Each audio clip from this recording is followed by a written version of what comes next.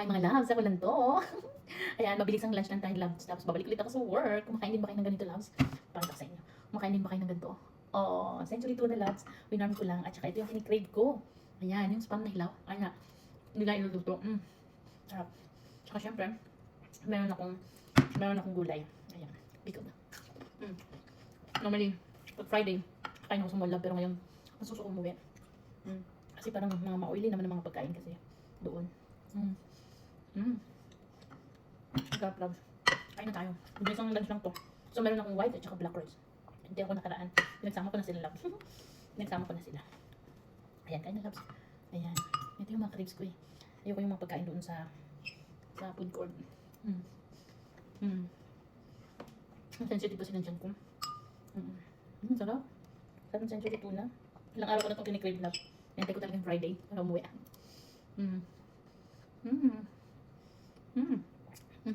Maanghang ko yung pawisan ako labo.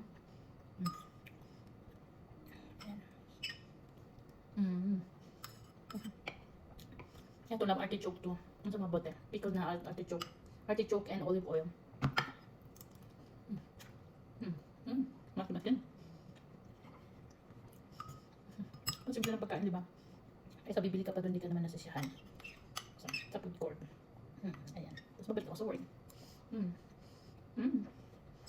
My God, ang sarap talaga ng century tuna. Alam niyo ba paano siya initin, loves? Pagbukas ko ng lata, iniit ko lang siya sa kalan. Ayan, hindi ko alam kung saan ko natutunan yan. Siguro nung nakita ko somewhere. Lagi ko na siyang ginagawa. Marami akong stock na century tuna, love, kasi yan sa paborito ko na dilapa. Pagkagang sawa na ako sa mga kinakain ko. Pero sa kikribang ng tuna. Sabi ko hindi na mag-vlog, pero hindi na makakain lang, hindi ko kayo pinapanood.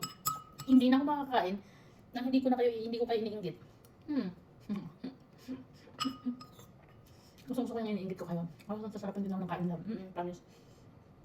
Parang nakakagana sa akin kasi wala akong kasama. Wala akong kasama sa buhay, kaya kayo na lang. Ayan.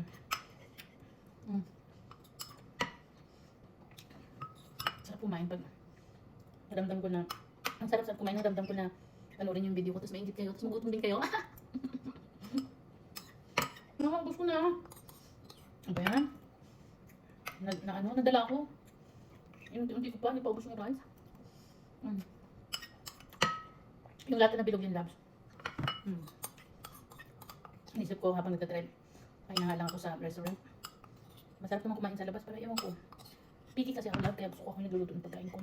Ayaw ko yung mga pagkain na barabara pagluluto. Ako piling ko, magaling ako magluto. Piling ko lang. Nila, yung malinis ako magluto. Ayan. Oh, wala na yung sunscreen ko. Ayan, love mo. Makain ka din ba nito? O riskid ka? Actually, gusto lang ito papakin. Hindi siya inuulan. Pero bakit ganun inuulan ko siya? Parang hindi siya masarap ulamin na hilaw. Namin hindi na prito. Parang masarap yung talaga sa papakin lang. Ayan. Yes. Artichoke ang tawag dito. Ayan, labso. Parang sisip-sipin mo lang yung bandang area dyan.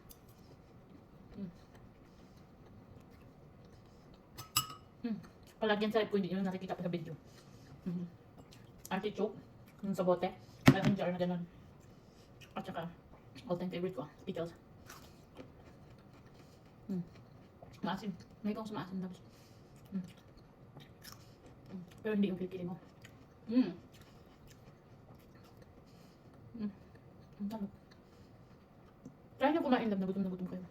Kahit anong kainin nyo, ang sarap, promise. Kahit anong makita mo na lang. Pero pag alam mo yung kakain ka lang, dala oras na ng pagkain. Sa kain ka. Pawis ko, mabot dito. Muna yung asyado ko. Friday na. Inarte pate. Try mo din itong papakin ang spam. At saka actually dito spam yung isang brand.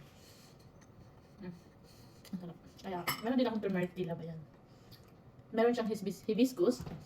Tapos dinagdagan mo siya ng tubig kaya hindi na masyadong red. Kaya pinatay mo labs. Ang sarap, napakasimpleng food. Love love!